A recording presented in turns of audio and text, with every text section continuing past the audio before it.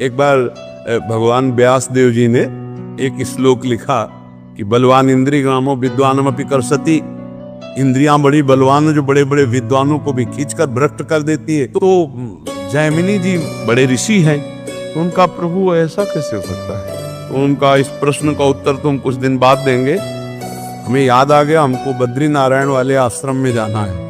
अब ये उत्तर है उनके प्रश्न का। उसी शाम को हल्की सी वर्षा होने लगी। भगवान है व्यासदेव जी, संध्या का समय, 16 वर्ष की अवस्था धारण की, श्याम रंग।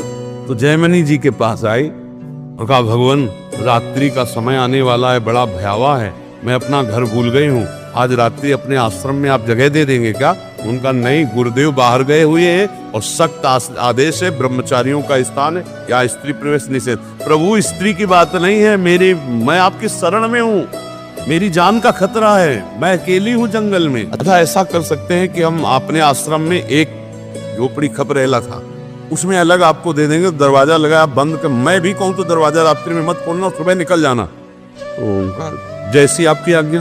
अब जाके जो संध्या वंदन करके ध्यानस्थ हुए, फिर दिमाग में आया कि हमने पूछा नहीं कि तुम रात्रि में अकेले कैसे फंस गई, आखिरकार हो कौन, कहां से आई हो, विविध प्रकार का उसी का चिंतन होने लगा। अब गए, दरवाजा खटखटाया, तो उनका दरवाजा तो नहीं खुलेगा। बोले मैं जैमिनी जी हूँ। बोले नहीं, जैमिनी जी ने मना किया है। तो खबर हिला थे, कोई लिंटर तो था खपरा हटाए, बांस हटाए, कूद गए। देखा दो वो सुंदर रूप क्योंकि भगवान ने धारण किया था, श्याम रंग छटा छा रहे थे।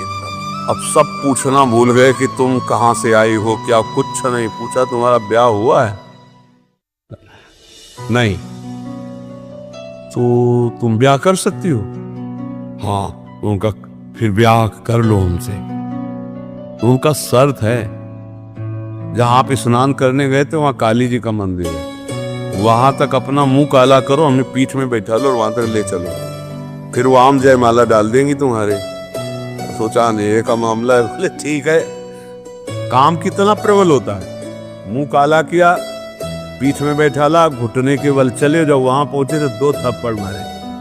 तब उन्होंने देखा तो भगवान व्यास देव जी ने कहा, इस लोग गलत है कि सही? बोले गुरुदेव सही है।